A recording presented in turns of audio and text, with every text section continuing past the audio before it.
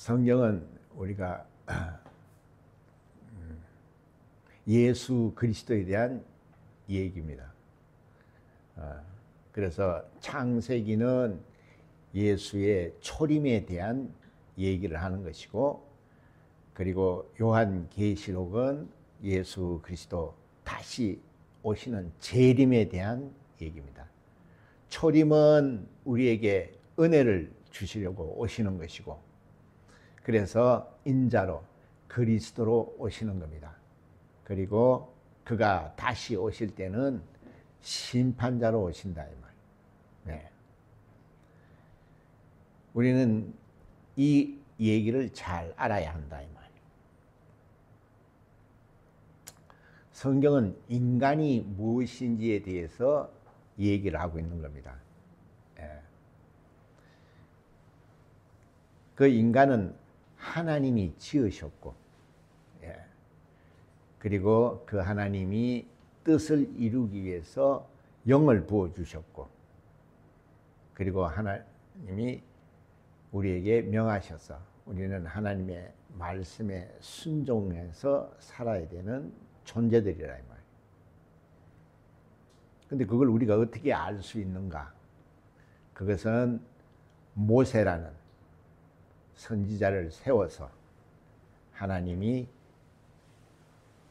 그에게 인간의 시초가 무엇인지를 다 보여주셨어요. 그럼 모세는 누군가? 예. 모세는 이스라엘에게는 굉장히 중요한 인물이다 이 말이에요. 모세는 주전 1574년에 애굽에서 히브리인으로 태어났어요.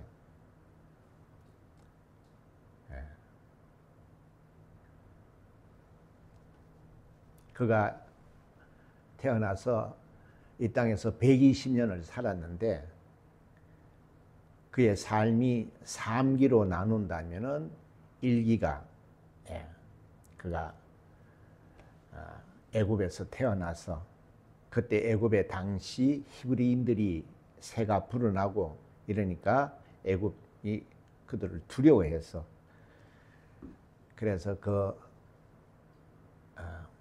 결혼을 해서 아를 놓으면은 남자들은 다 죽이는 그런 법을 만들었다.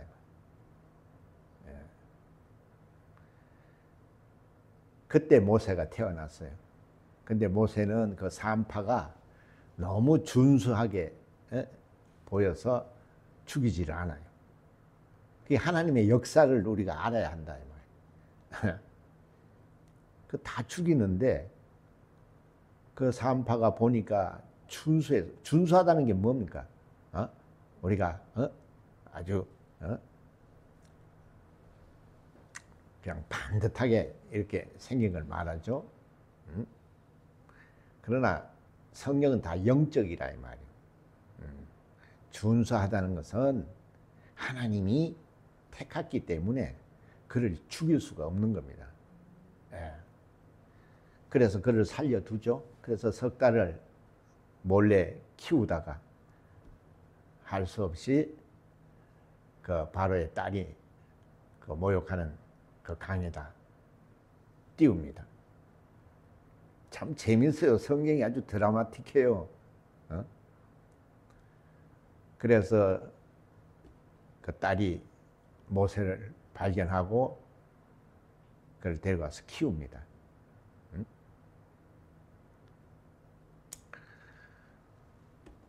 그 키우는데 그것을 본 미리암이라는 누이가 그 바로 딸한테 가가지고 또 얘기를 해서 그 친엄마가 가서 유모로서 젖을 미고 키웁니다. 그래서 모세라는 말은 물에서 건져냈다 그런 뜻입니다. 그래서 그는 바로의 딸의 양자가 돼서 그 애굽의 모든 것을 다 누린다 이 말이에요. 그리고 모든 지식을 습득하고, 그때 당시 애굽이라는 것은 요새 말로 하면 미국 같은 나라입니다. 최강대국이었다 이 말이에요. 문화와 문명이 아주 굉장히 발달된, 거기서 하나님이 40년을 키우셨어요. 그래서 거기서 때가 되어서 이제 자기 히브리인, 자기 동족이 애굽 사람한테 핍박을 받는 걸 보고 거기서 사람을 죽이죠. 그 애굽 사람 하나 죽이는 바람에 그때부터 이제 그가 애굽에서 나와서 광야로 들어가는 겁니다. 그게 1기예요. 그게 40년, 124니까 3기로 나누면은 1기가 40년이죠. 그래서 이제는 그 미디안이라는 곳으로 가서 거기 제사장 르우엘이라는 그 제사장 집에 가서 그의 딸 십보라라는 여자를 만나서 40년을 거기서 또한 양치기로 지냅니다. 그래서 하루는 양을 떼를 데리고 가는데 호렙산이라는 곳에서 그 떨기 나무에서 불이 붙었는데 그 나무가 타지 않고 계속 불만 피어오른다 이 말이에요. 그래서 하도 이상해서 거기 가봤더니 여호와 사자의 음성을 듣습니다. 그래가지고 이제 그가 이제 거기서 나와서 다시 애굽으로 들어가서 그 두려운 바로 왕 앞에 가서 담대히 자기 백성을 출애굽을 시키려고 하는 겁니다. 그래서 거기서 10가지 그 능력을 여호와 사자가 줬죠. 그래서 그 10가지 재앙을 통해서 마침내 100만이라는 어마어마한 히브리인들을 데리고 출애굽을 하는 겁니다. 그때 나올 때에 많은 은금을 가지고 나왔어요. 그래서 이제 홍해를 다다랐는데 바로가 가만히 생각했더니 화가 나거든. 그래서 가서 이제 다 죽이려고 쫓아오는데 홍해가 앞에 가로막혀 있단 말이에요. 그래서 생각했어요. 우리가 물을 가를 수가 없죠, 인간은. 그래서 모세가 하나님께 기도를 해서 마침내 그 홍해를 갈라서 건넙니다. 그걸 침례라고 하는 겁니다. 세례라고 하기도 하고. 그래서 광야로 나왔다. 그 광야에서 또 그가 이제 이스라엘 백성을 끌고 나오는데 참으로 많은, 그 한번 읽어보세요. 엄청난 그 고난과 참 많은 그 힘든 게 있었죠. 그것은 뭐냐 하면은 백성들을 데리고 나왔는데 처음에는 자유를 얻어서 좋았지만은 광야에 뭐가 있어요? 아무것도 없지. 덥고 춥고 하니까 이제 애굽이 그리운 거죠.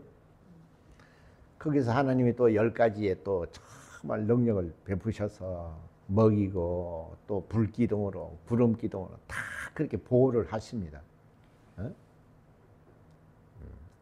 그래서 모세에게 율법을 주고, 그리고 성막을 짓게 하고, 그래서 하나님을 섬기는 예법을 보여주고, 그리고 뱀을 높이 들어서 그들을 구원하고, 이 모든 것은 뭐를 말하는 거냐 하면은 예수 그리스도 오신다는 그 얘기를 하려고 하는 거예요. 그러니까 성경이 굉장히 드라마틱하게 되어 있어요. 그리고 성경이 어려운 게 하나도 없는 겁니다. 너무 쉽게 되어 있어요. 그리고 인간이 무엇인지를 인간은 모르잖아요. 그래서 인간이 무엇인지를 알려고 철학이라는 걸 가지고 아무리 그 문제를 해결하려고 해도 철학은 답을 주지 못합니다.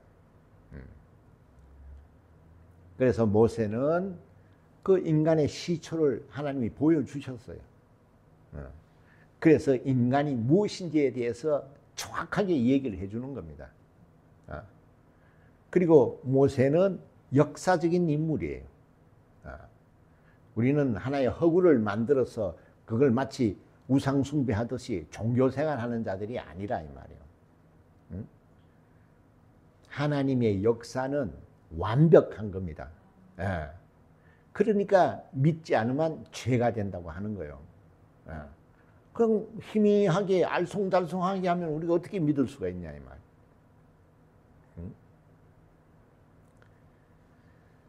그래서 인간이 무엇인지를 우리에게, 그 인간은 뭡니까? 하나님이 인간을 지었었어요.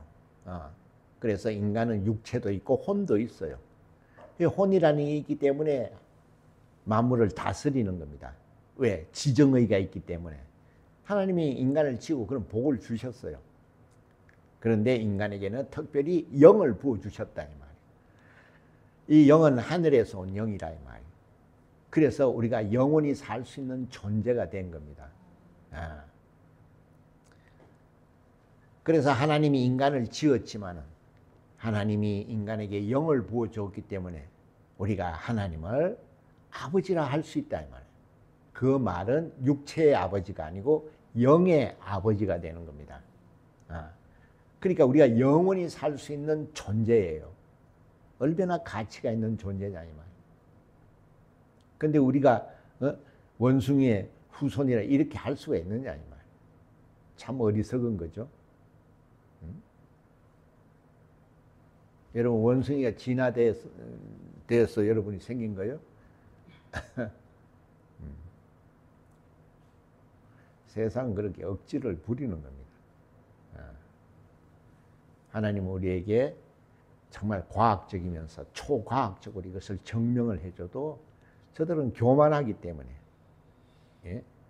이미 마귀의 자식이기 때문에 이미 그들의 인침을 받아서 돌이킬 수가 없다 이 말이에요.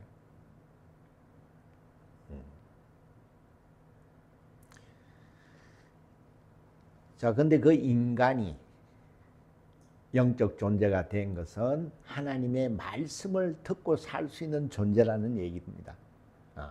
근데 그 하나님의 말씀을 들으면은 모든 것이 다 형통했다 이 말. 그렇죠? 에덴 동산에서 모든 것을 다 누렸다 이 말. 왜? 선악과를 먹지 말라 하는 하나님의 그 계명, 그 계명을 우리가 영적 존재이기 때문에 순종했을 때에 그 모든 것을 누렸어요. 그러나 타락한 천사 마귀가 시기 질투가 나서 또 인간에게 와서 하와를 통해서 유혹을 합니다. 그래서 먹지 말라 한 이것을 어기고 마귀의 유혹에 빠져서 그 선악과를 먹음으로 말미암아 인간은 영이 죽음을 맞이했다 이 말. 영의 죽음이라는 것은 육체와 같이 죽는 그런 죽음을 말하는 것이 아니고 기능을 잃었다 이 말이에요. 이 영이라는 것은 하나님의 말씀을 듣고 영원히 살 수 있는 존재인데 죄로 말미암아 영의 기능을 잃어서 하나님의 말씀을 들을 수가 없는 존재가 되어버렸다 이 말이에요. 그래서 그것을 죄라고 하는 겁니다. 원죄가 뭐냐? 우리는 하나님의 말씀을 듣고 살아야 되는 존재로 지음을 받았어요. 그걸 모세가 본 겁니다. 그게 인간의 시초예요. 그래서 모세가 굉장히 중요한 인물이에요. 그런데 우리는 불순종함으로써 하나님의 말씀을 거역함으로써 영의 죽음을 만져서 이제는 하나님의 음성을 들을 수가 없는 존재가 됐다 이 말이에요. 그러니 우리는 이제는 육신이 있기 때문에 또 혼이 있기 때문에 그래서 자기 생각대로 스스로 살 수밖에 없다 이 말이에요. 그래서 세상은 가장 육체를 위해서 정말 죽을 힘을 다해서 사는 겁니다. 그리고 시간이 지나서 늙으면은 다 가는 겁니다. 그러나 영은 항구적인 존재이기 때문에 영은 죽을 수가 없어요. 그래서 그 죄를 범한 영은 하나님 앞에 가서 심판을 받는다 이 말이에요. 우리는 이것을 반드시 알아야 하는 겁니다. 그래서 성경은 그 얘기를 하고 있는 거예요. 그럼 어떤 심판을 받느냐? 이제는 예수께서 자기 제자 중 하나 사도 요한을 세워서 반모섬에서 하나님이 영감을 주셔서 미래에 대한 것을 또 보여주신 겁니다. 그 미래라는 것은 예수 재림, 그 재림 때는 심판자죠. 그 심판이 무엇인지에 대해서 또 보여주셔요.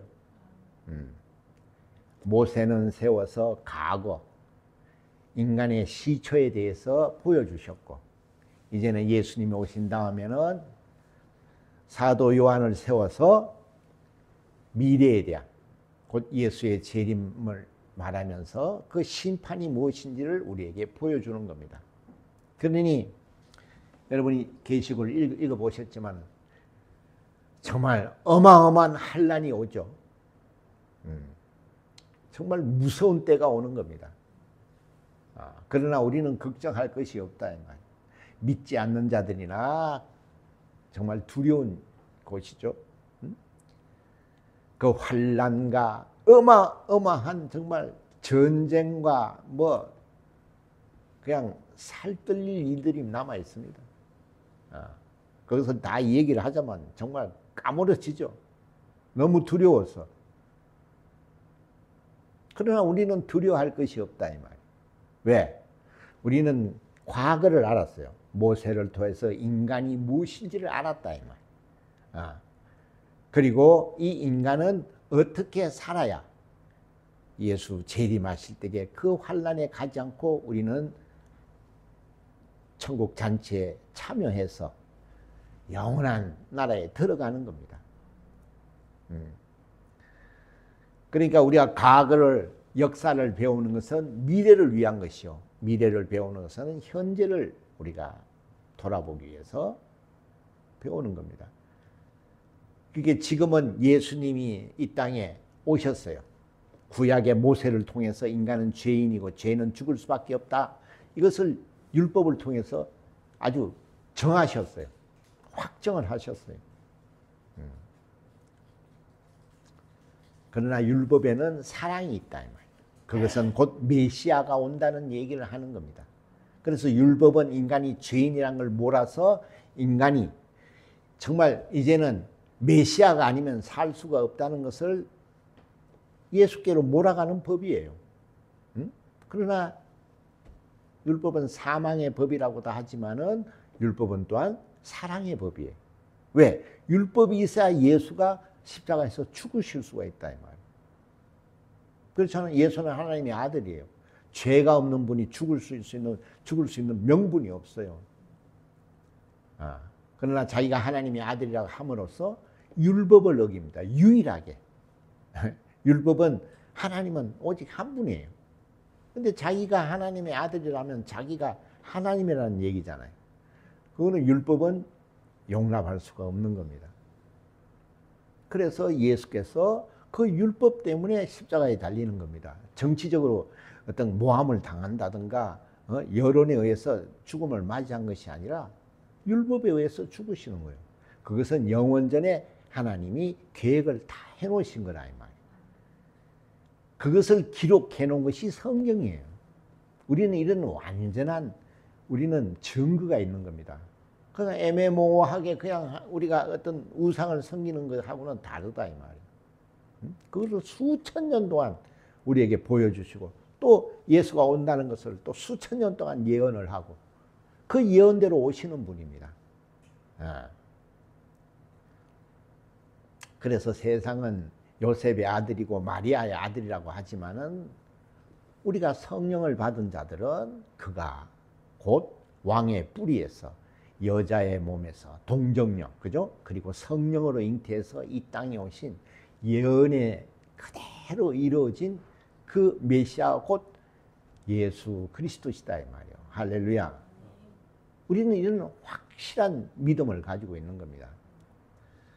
그래서 우리는 인간이 무엇인지를 알고 그 죄인이죠. 이 죄값은 사망이에요. 그러면은 예수 다시 오는 이 재림 때 계시록을 통해서 어마어마한 정말 그런 환난과 심판이 있다는 걸 보여주는 겁니다. 그래서 우리는 인간이 뭔지도 알고 인간이 죄인은 어디로 가야 되고 어떤 환난을 받아야 되고 아는 거라 이 말이에요. 그런데 율법을 주셔서 예수가 그 율법에 의해서 마침내 십자가에서 피를 흘려서 우리의 모든 죄를 대속해주는 정말 어마어마한 하나님의 그 사랑과 아들의 은혜로 말미암아 오늘날 우리가 구원을 얻은 겁니다. 할렐루야. 그러나 이런 얘기 아무리 해줘도요 들리질 않죠. 와닿지가 않아요. 왜? 관심이 없어요. 자기 생명에 대해서 관심을 가져야 되는데 육체만 위해서 사는 겁니다. 그러니까 자기 영혼을 확대하는 거예요. 그렇잖아요. 우리도 애들 뭐라 그러면 학대죄로 걸리죠. 이제는 뭐 개, 돼지도 뭐 이렇게 하면 학대죄로 걸리는데 자기 육체 썩어질 그 육체는 얼마나 꾸미고 얼마나 관심을 둡니까? 그러나 자기 영혼을 얼마나 학대하느냐 이 말이에요. 그에 대한 형벌이 있다는 겁니다. 죽음만 그뿐이지. 항상 자기 생각으로 하나님을 생각하는 겁니다. 하나님이 자기처럼 머리가 그렇게 나쁘신 분이 아니에요. 그는 전지전능하신 분이에요. 죽으면 그뿐이지. 그래서 죽으면은 다시 살리는 겁니다. 그래서 영원한 지옥불에 집어넣어버리는 거예요. 자기 생각으로 하는 거예요. 죽으면 그뿐이지 뭐. 죽은 사람이 뭘 아나? 하나님을 그렇게 가소평가하시면 안 된다 이 말이요. 그는 우리를 지으신 분이에요. 전지전능하신 만왕의 왕이에요. 절대자예요. 기묘자예요. 세상은 그건 무시하니까 그건 할 수 없죠. 자, 그러니 우리 인간의 시초를 알게 됐고 인간은 그 죄인으로서 영원한 예수 다시 오시면 영원한 심판을 정말 그 얼마나 끔찍하면 조금 감해 준다 그랬어요. 얼마나 무서우면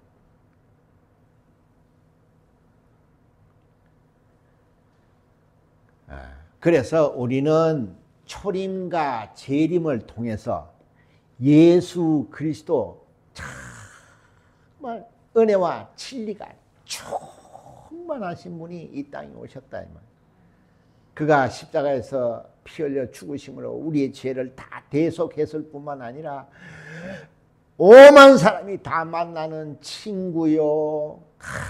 누구든지 사랑해 주시고 포용해 주시고 고쳐 주시고 쫓아 주시고 그런 인자로 오셨다 이 말이에요. 인자라는 게 뭡니까? 우리 인간 역사 속에 오셨다는 겁니다. 누가? 하나님이. 그러나 오늘날 그런 걸 인정하지 않습니다. 왜? 자기 영혼을 학대하고 있기 때문에 오직 보이는 육체만은 사모하는 겁니다. 네. 그러나 우리는 보죠. 역사를. 아무리 돈 많고 권력이 있어도 다 죽어요. 다 그냥 저 산에 그냥 한 평짜리 들어가 있는 겁니다. 그런 걸 보면서도 그저 육체를 위해서 살아요. 그게 인간이에요. 그래서 하나님이 그 인간을 불쌍히 여기시고 그 인간을 사랑하셔서 독생자를 보낸다고 그랬다 이 말이에요. 그러나 하나님의 아들이 이 땅에 와도 아무도 그를 영접하지 않습니다. 그의 말을 들으려고 하지 않습니다. 오히려 십자가에 달아서 죽였어요.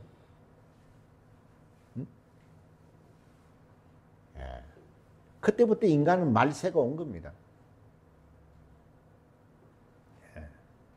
말세가 언제부터 왔다고요? 인간이 예수를 십자가에 다는 그때부터 말세예요.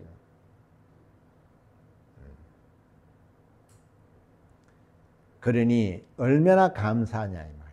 이 성경을 통해서 초림과 그리고 재림을 모세를 세우고 사도 요한을 세운 겁니다.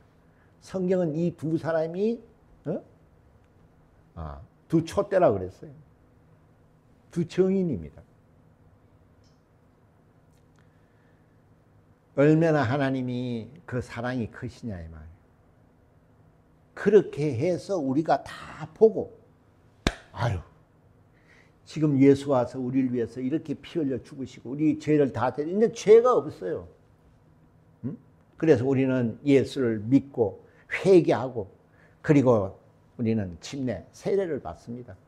그것은 나는 이제 내 스스로 이제는 그 죄를 가지고 살지 않고 이제는 나도 예수와 함께 하나님의 말씀을 듣고 정말 예수가 가신 길을 감으로 나도 예수와 함께 죽고 나도 예수와 함께 살겠다는 고백이에요. 그런데 물어보면 그거 모르는 사람이 하나도 없습니다. 다 알아요. 나보다도 더 잘 얘기해요. 그러나 그렇게 실천하는 사람은 없습니다. 왜? 전부 다 육체만 남아있기 때문에 하나님의 말씀이 전부 다 머리에다 집어넣는다 이 말. 예. 그러니까 머리만 커지죠. 어? 지식, 지혜만 잔뜩 가지고 있다 이 말. 근데 그런 거는 뭐라 그랬어요? 성경에는. 바울이 그랬어요.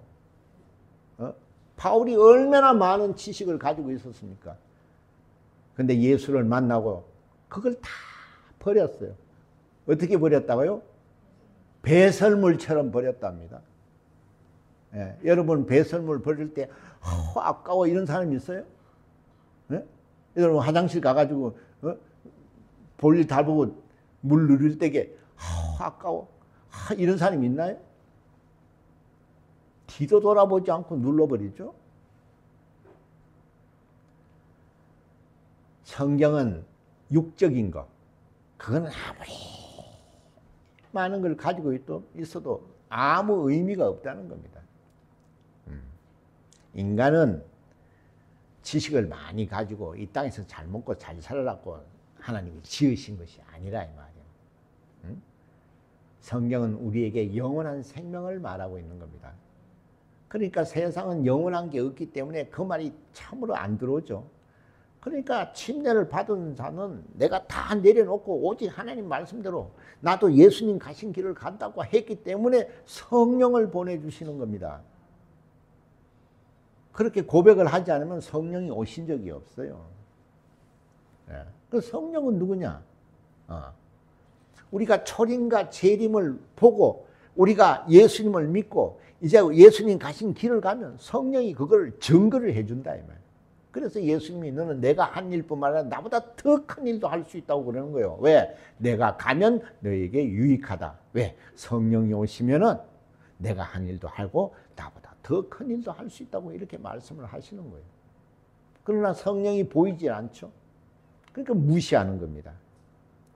왜냐하면 성령은 볼 수 없는 분이에요. 영원히.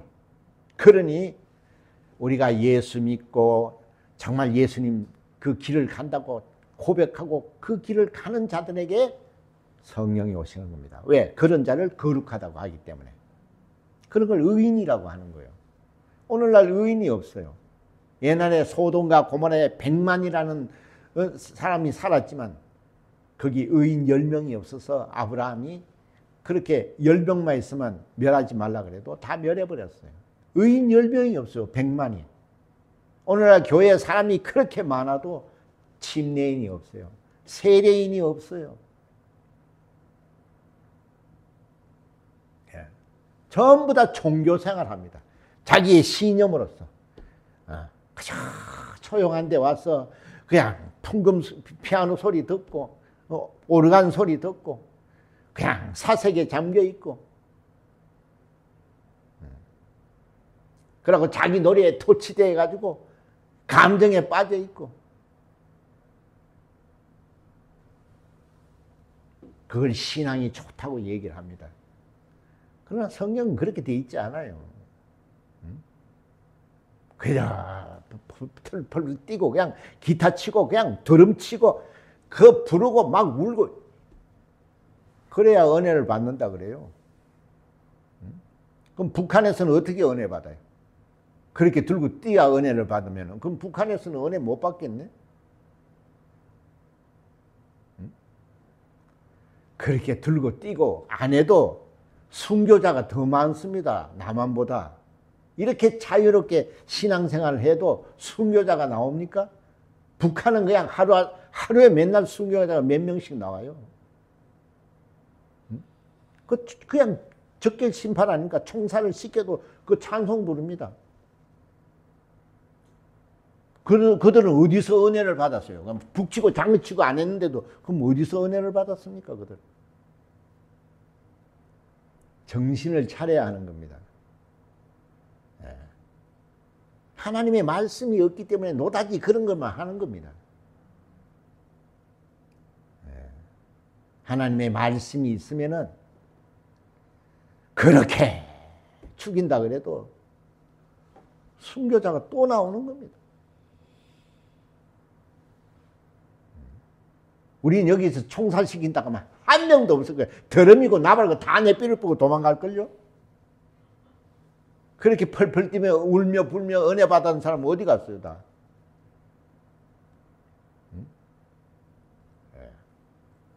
마지막 때는 그 외식하고 가정한 것들이 거룩한 곳에 서면은 깨달으라 그러는 거예요.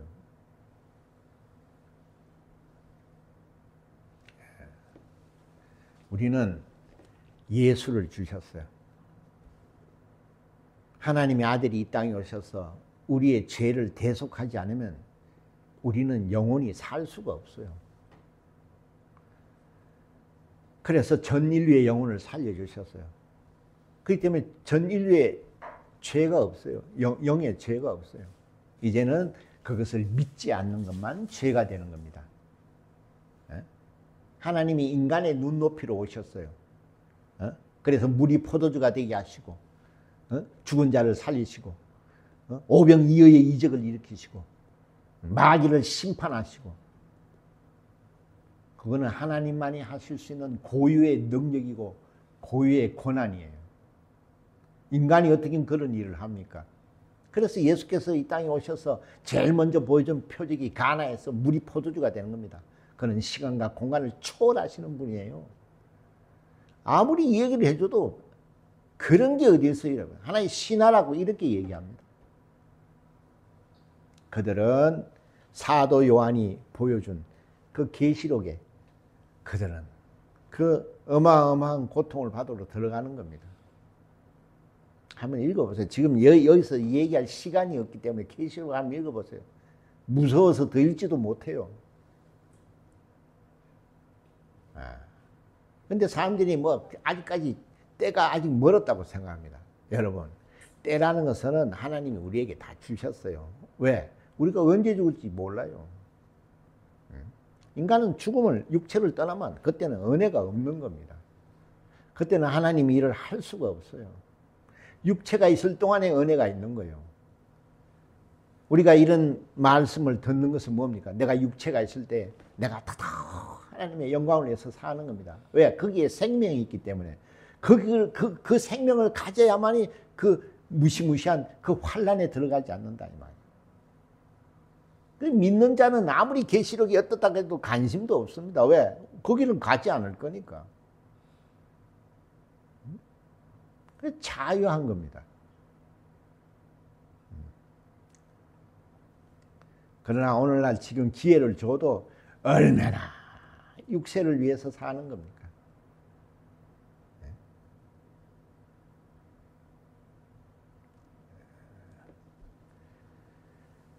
인간이 뭔지를 모르기 때문에 우왕좌왕하는 거예요. 그래서 철학이라는 걸 인간이 만든 거예요. 인간이 철학을 만드는데 그 인간이 만든 철학이 인간이 뭔지를 알 수 있겠어요? 우리는 한 번만 생각해봐도 물론 철학이라는 게 인간에게는 도움을 줄 수 있죠. 이 세상 살아가는 데는.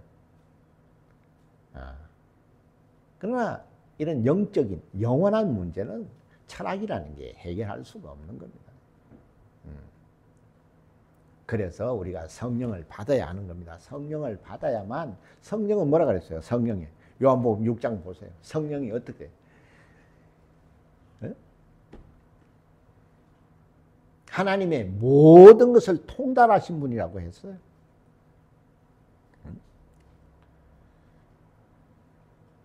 네.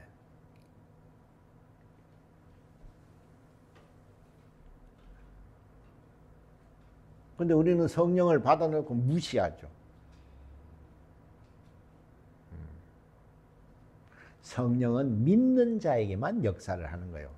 그러니까 내가 성령을 받아서 그 성령이 하나님의 진리의 영이라는 걸 인정하고 예수께서 소개하신 그 성령을 정말 극진히 대접을 하고 그분을 모시고 그분의 말씀에 순종할 때에 그가 성령 곧 하나님을 체험하는 겁니다. 그 체험하는 분량만큼만 성령을 알 수 있게 되는 거예요. 성령은 인정하고 성령의 정말 말씀에 그 하나님 말씀에 순종하는 만큼 성령을 체험하는 겁니다. 그래서 각각 성령에 대해서 말하는 것이 달라요. 왜? 체험이 다르기 때문에. 많은 체험을 한 사람은 성령에 대해서 많은 얘기를 할 수가 있습니다. 근데 체험이 없는 사람은 성령이 뭐냐 하면은 그냥 사전적인 의미만 얘기하죠. 성부, 성자, 성령 중에 한 분이시고, 성령이 오시면 뭐 비둘기처럼, 성령이 무슨 비둘기처럼 옵니까?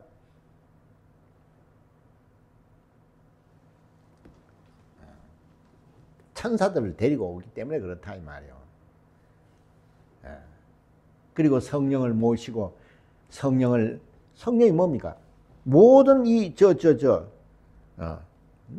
요한복음 14장이 나오죠 또 모든 것을 다 하나님의 모든 것을 통달하신 분이라 그랬어요. 찾아봐요. 성령의 요한복음 14장 26절에 보면 그렇게 돼 있어요. 모든 것을 통달하시는 분이에요. 그래서 우리가 성령을 의지해야만 영감을 얻고 영감을 얻어야만 성경을 우리가 보고 성경을 풀어나갈 수가 있는 겁니다. 그리고 성령이 내게 명령이 되는 겁니다. 하나님의 말씀이 상식이 되는 것이 아니고 이 말씀이 예수님이 이 땅에 계시면서 하신 말씀이 내게 명령이 되는 거예요. 그래서 침례인 세례인이 되는 거예요. 그때 성령이 역사를 하시는 겁니다. 성령을 아는 만큼 역사를 하는 거예요.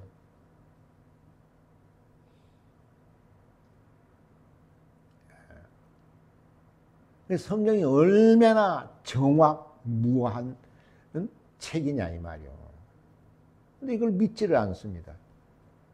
왜? 자기가 이해를 안 되니까 이건 신비주의라. 요한복음 1장 1절에서 18절까지 안 되니까 신비주의라고.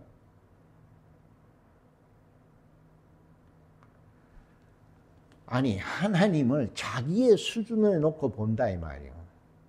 하나님은 물이 포도주가 되시는 분이에요. 없는 것도 있는 것처럼 부리는 분이에요. 근데 그걸 신비주의라 그럽니다. 얼마나 저주받은 말이냐 이 말.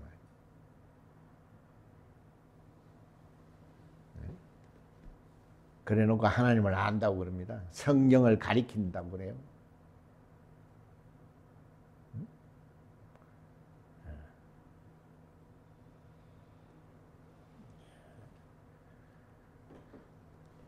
우리는 교회에 나와서 수양하는 것이 아닙니다.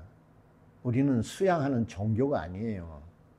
하나님이 살아계시고 그 하나님이 아들을 통해 우리에게 모든 것을 보여주고 나타내 주시고 지금도 그가 하늘에 가서 성령을 보내주셔서 우리도 그 말씀을 믿고 그 말씀대로 순종하면 지금도 주님이 하신 일들을 할 수 있는 겁니다. 그래서 목숨을 내놓고 죽는 거예요. 그렇게 총 들고 죽여도 찬송 부릅니다. 여러분 그 유튜브 한번 봐보세요. 공개 체험 시키는데 그 마을에서 예수 믿는 거 두 사람인가 그 묶어놓고 하는데 찬송 불러요. 그 죽이는데도 찬송을 불러요.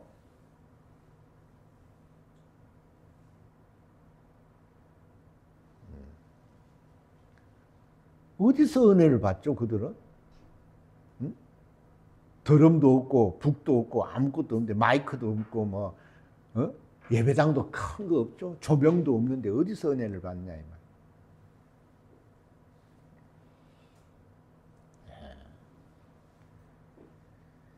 우리는 정말 은밀한 중에 계신 그 하나님과 우리가 교통할 수 있는 영적 존재예요. 이것이 모세가 우리에게 보여준 거예요. 얼마나 정말 얼마나 감사하냐. 그 하나님을 우리가 아버지라 부르기 때문에 아들을 보내서 살리는 겁니다.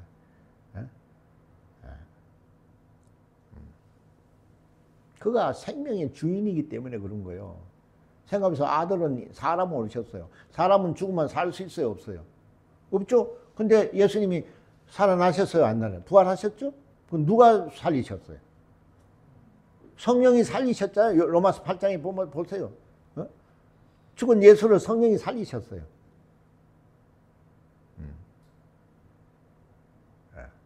왜?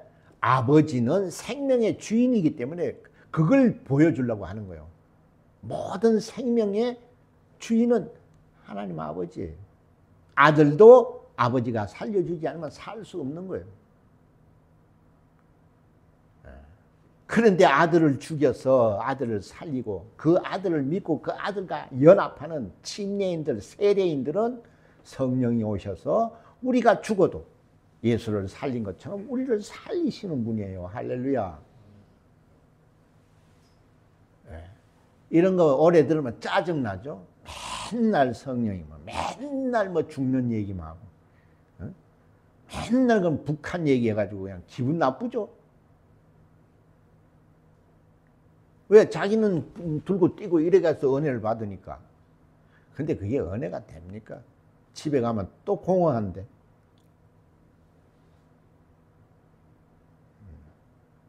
자기 도치를 신념이라 하는 거예요. 아무리 가르쳐줘도요, 인정을 안 해. 그냥 아이, 다 필요 없어. 내가 알았어요, 내가. 다 자기가 알아서 섬겨요. 하나님도 자기가 알아서 섬기고, 자기가 가서 일주일에 한 번씩 뭐 돼지갈비 사주고 그러는가 봐. 다 하나님을 섬긴다는 거야, 자기가. 성경 뭐래요? 모세가 왜 광야에서 성막을 짓게 했어요?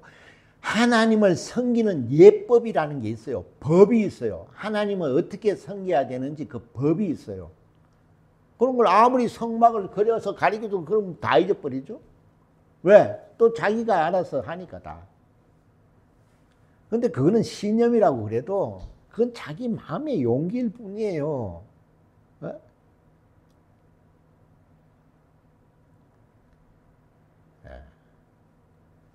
하나님을 섬기는 법이 있어요. 그게 성막을 통해서 보여줘요. 자기를 죽여야 하는 겁니다. 어떻게 성소 들어갈 때 뭐가 있습니까? 번제단이 있습니다. 피를 흘려야 되고 자기를 죽여야 되는 거예요.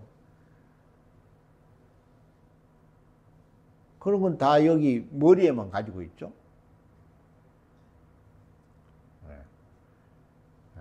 그리고는 돌아서면 다 자기가 알아서요. 이렇게 하면 하나님이 기뻐하죠. 내가 지금 하루에 몇 시간씩 기도한.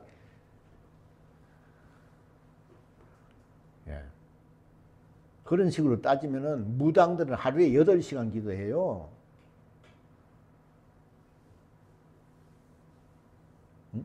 그 무당이 그러더라고요. 그래 기도를 안 하면 죽인대요. 뭐 도대체 몸이 아파서 살 수가 없대요. 기도를 안 하면. 지가 하나님 흉내 내는 거죠. 귀신이.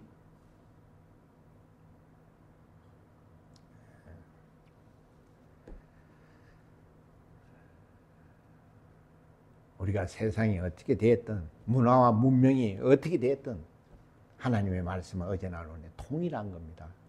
영원한 겁니다. 우리는 그 말씀만이 우리의 생명이에요. 할렐루야.